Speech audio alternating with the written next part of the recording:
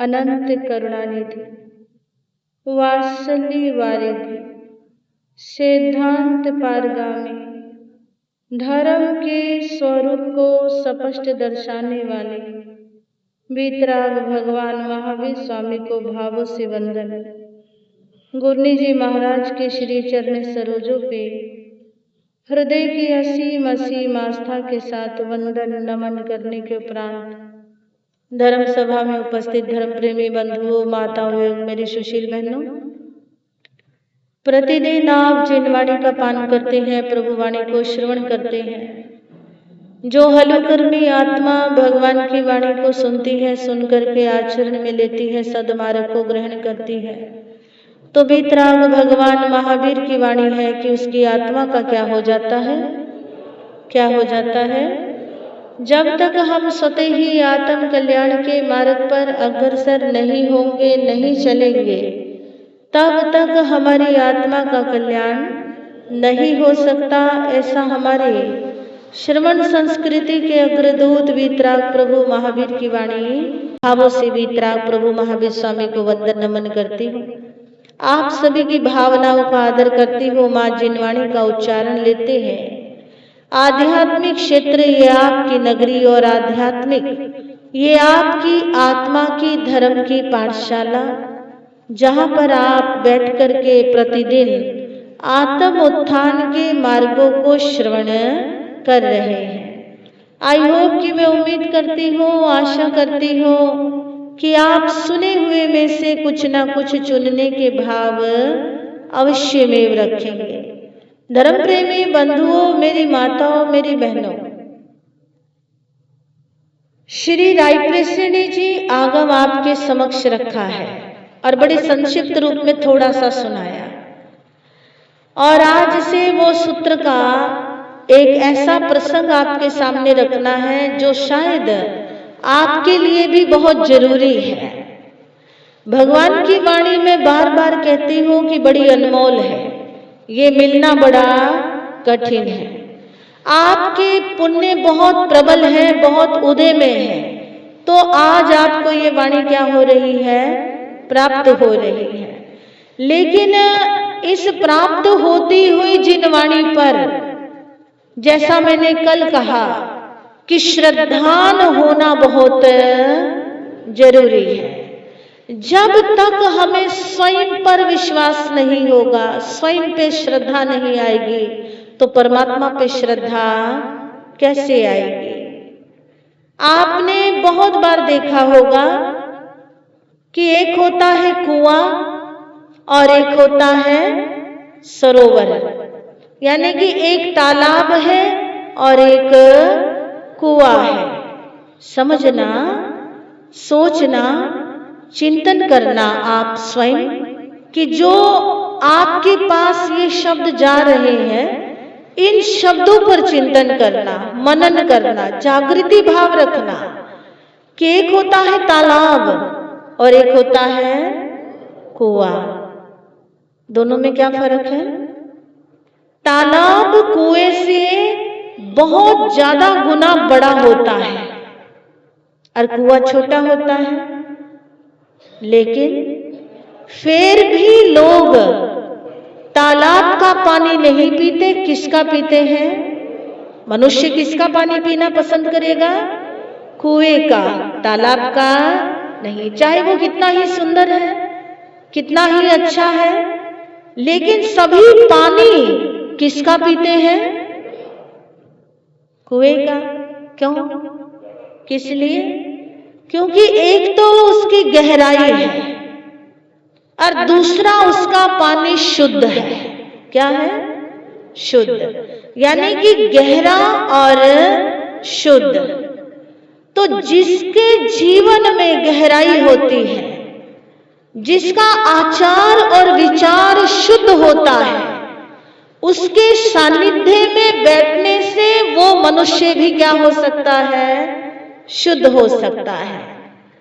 और आपने कई बारी गौर किया होगा कि जहां पर गहराई है, जहां पर शुद्धता है, वहीं पर सच्चा प्रेम है। क्या है? सच्चा प्रेम है।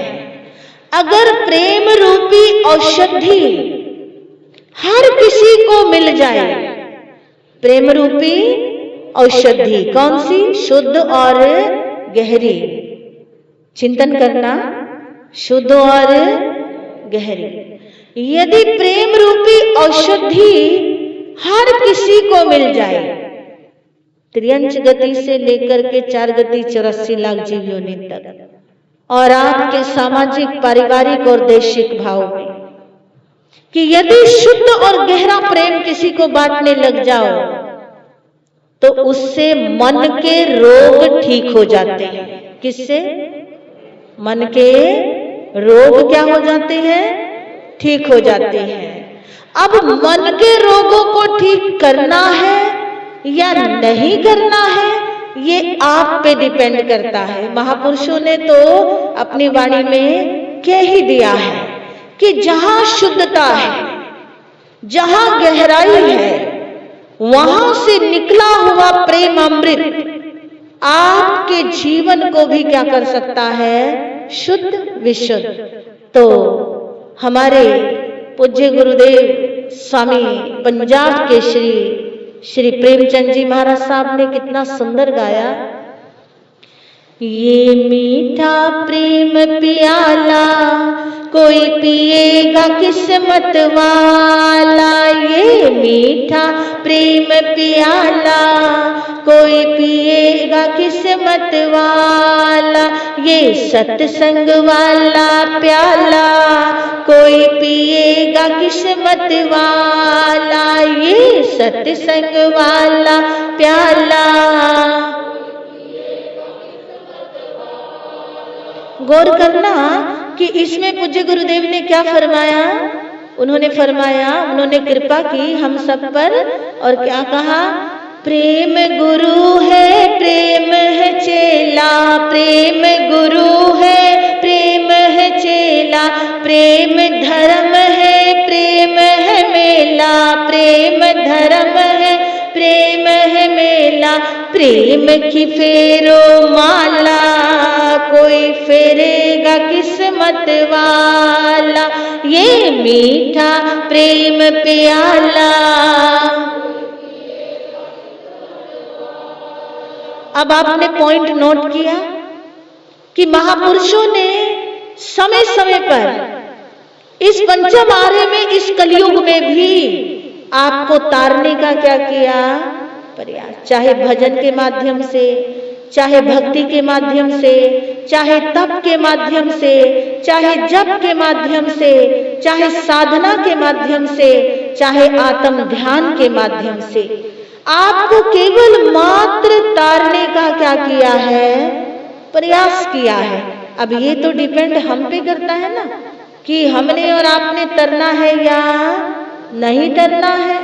अगर कोई आज ऊंचा बैठ जाता है, अगर किसी को आज ऐसी प्रेस्टीज मिल जाती है, ऐसी इज्जत मिल जाती है, ऐसा मान सम्मान मिल जाता है कि वो सभी के लिए एक व्यक्तित्व बन जाता है, तो इसका मतलब ये नहीं कि वो अभिमान में भर जाए। किसमें?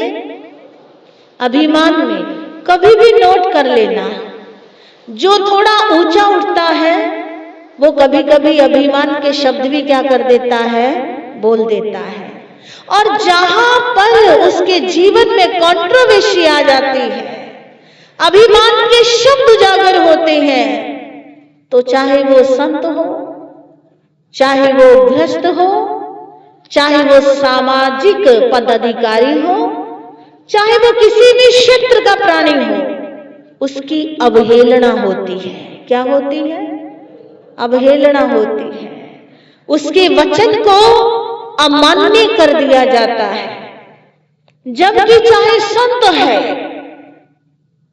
चाहे कोई गृहस्थ है, चाहे साधक है, भगवान महावीर कहते हैं कि हितकारी बोलो, मितकारी बोलो, लाभकारी बोलो, विवेककारी बोलो। यदि आपके शब्दों से विवेक हट गया, यदि आपके भावों से और जीवन से विवेक हट जाता है, तो आप सच्चे प्रेम को समझ नहीं पाएंगे।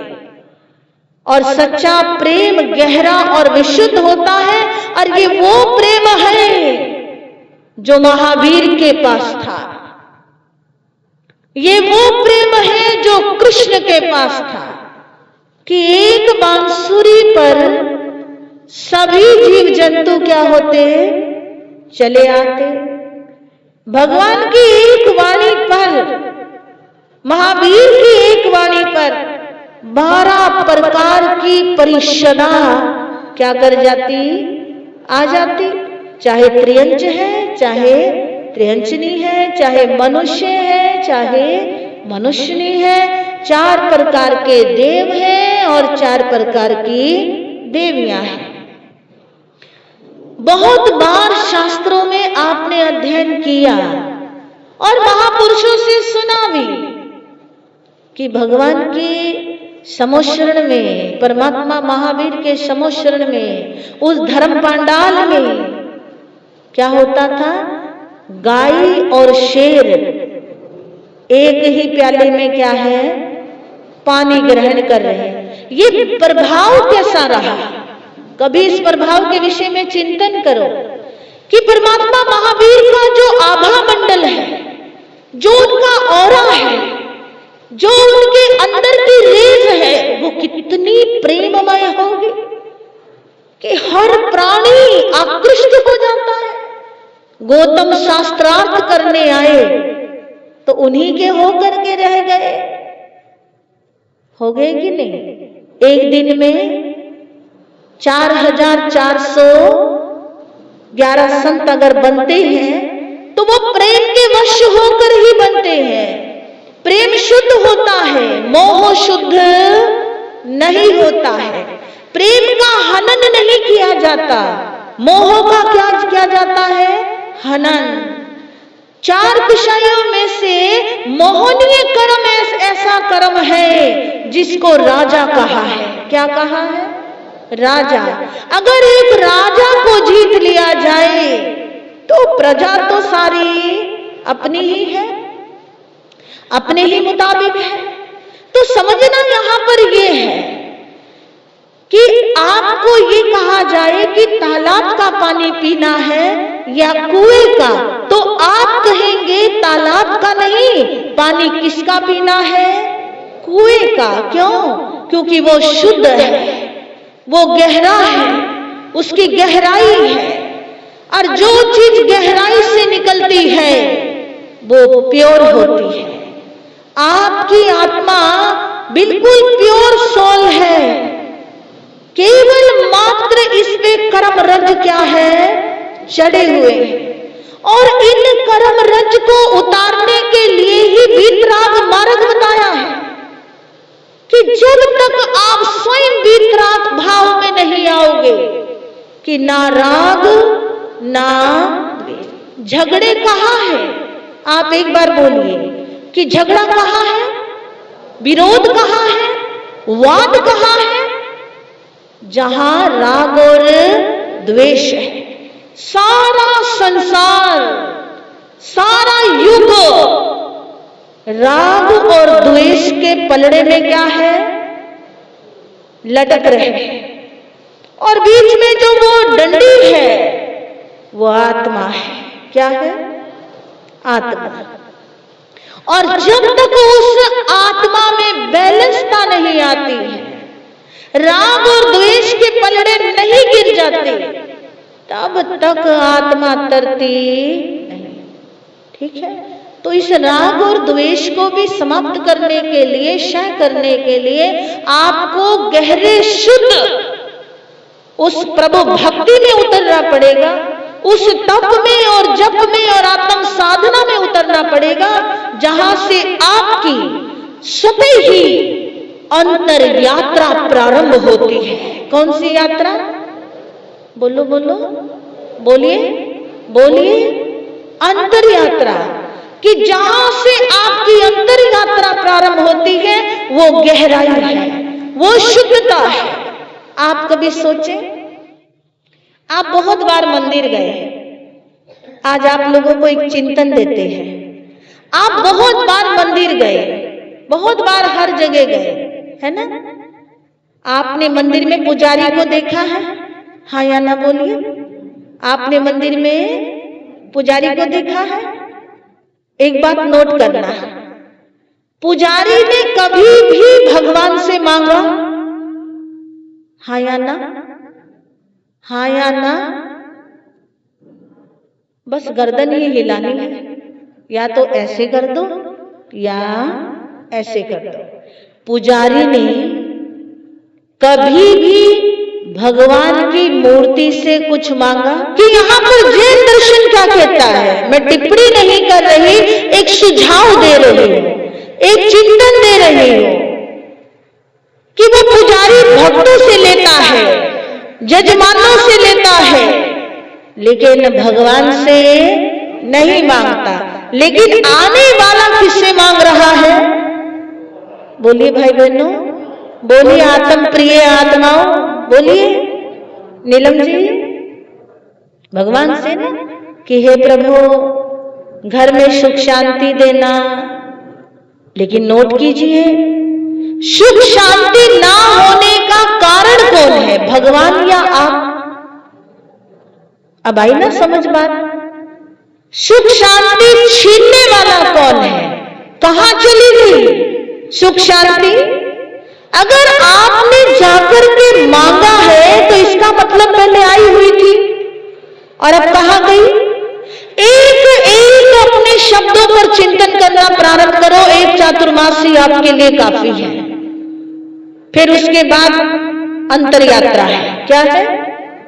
हमारे आचार्य सम्राट ध्यान योगी अरिहंत परमात्मा तुल्य हमारे वर्तमान आचार्य डॉक्टर श्री शिव मुनि जी महाराज साहब, जिनके चरणों में अनंत अनंत वंदन के साथ हम अपना दिन प्रारंभ करते हैं, उन्होंने अपनी असल जिंदगी जी है।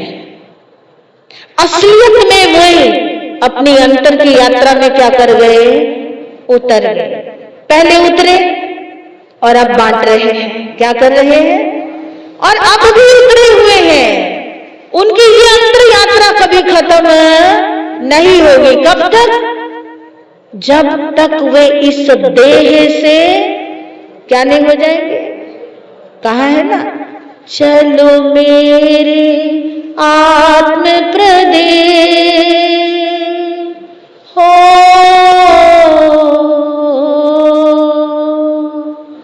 चलो मेरे आत्म प्रदेश, सिद्धों का जहां हो देश, चलो अब वहां चले हो, चलो अब वहां चले, चलो मेरे आत्म प्रदेश, सिद्धों का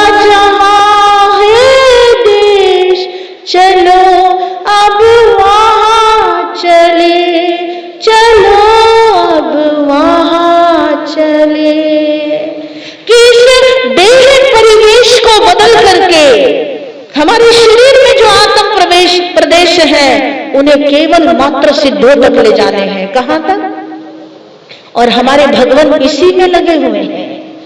ना किसी से राग है उन्हें, ना किसी से द्वेष।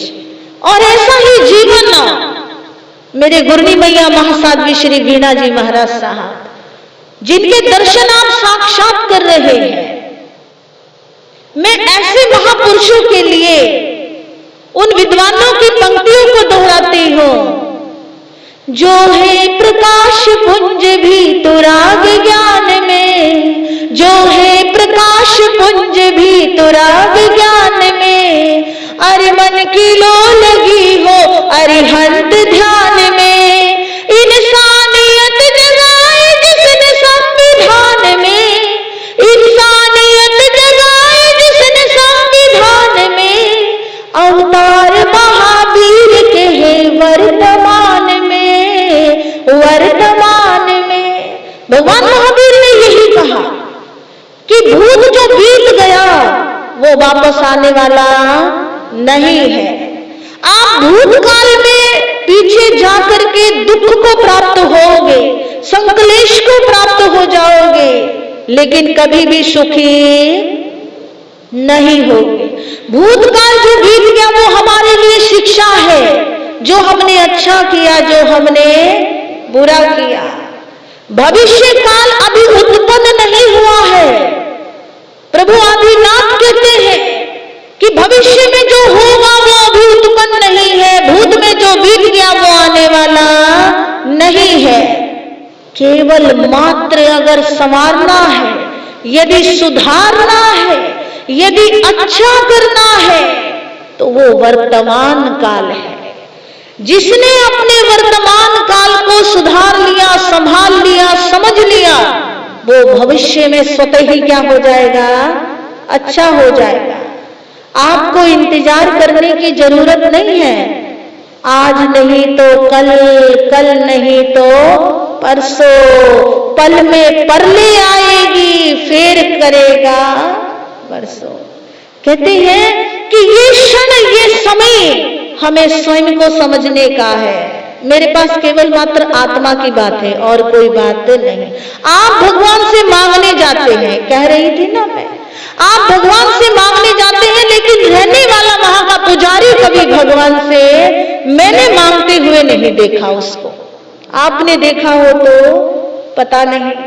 तो वहां पर आपका चिंतन जागना चाहिए, आपका मनन जागना चाहिए, आप में जागृति आना चाहिए। नोट करना, गुरु आपको परमात्मा नहीं देता, गुरु आपको परमात्मा के मार्ग पर लगाता है। गुरु आपको परमात्मा का साक्षात्कार नहीं दिखाएगा। आपका आत्मिक पुरुषार्थ, सम्यक पुरुषार्थ ही आपको परमात्मा का साक्षात्कार स्वयं में क्या है? करा सकता है। गुरु तो जगाता है एक पहरेदार बनकर, और गुरु तो आपको एक दर्जी बनकर आपके अंदर की बुराइयों की काट छाट क्या है? करता है। गुरु तो एक किसान बन करके आपकी आत्मा की धरती पर हल चलाता है कि धर्म की खेती क्या हो जाए? लग जाए। धर्म प्रेमी बंधुओं, मेरी माताओं, मेरी बहनों, आप साक्षी भाव से तत्व ज्ञान को सुने, चुटकुले नहीं। सारी जिंदगी यदि आप हास्य और हास्य शब्द में बिता गए तो आपको वो सम्यक तो प्राप्त नहीं होगा जिससे आपको शिवरमणी क्या होनी है? प्राप्त होनी है। संतों ने यदि घर छोड़ा तो कुछ सोच के ही छोड़ा है। आप मंदिर जाकर के, घर से मंदिर जाकर के कहते हैं प्रभु मेरे घर में क्या रहे? सुख शांति। क्यों परमात्मा को परेशान करते हो? क्यों तकलीफ दे रहे हो? किस लिए? जबकि ये सिद्धांत है कि जो आपने किया है, जो आपने दिया है, जो आपने भरा है, वैसा ही भोगना पड़ेगा। आपको यदि कहीं से कुछ मिल भी जाए तो वो जगह का प्रभाव नहीं, वो आपके भावों का प्रभाव है। किसका? भावों का। बात समझ लग रही है? बरोबर बोलिए, समझ लग रही है? हाँ, समझ लगे तो अपन आगे बढ़ाते हैं। यहां पर क्या कहा कि जब परमात्मा से मांगा जाए तो उस वक्त चिंतन आए, मैं क्यों मांग रहा हूं, किस लिए मांग रहा हूं? मेरी शांति घर की चली गई, मेरे मन में बेचैनी है, कारण क्या है? कारण ढूंढो। भगवान को ढूंढना है, उससे पहले अपनी बेचैनी का क्या करो?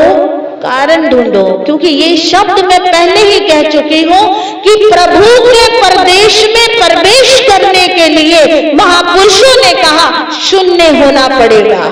क्या होना पड़ेगा? शून्य। और जब तक शून्य नहीं हुए, जब तक हम जीरो नहीं हुए, तो हीरो कैसे बनेंगे? ब्रेकअप कीजिए क्रोध से, ब्रेकअप कीजिए बुराइयों से, और प्योर और शुद्ध विशुद्ध गहराई से उस प्रेम से प्रेम कीजिए जो प्रेम महावीर में था।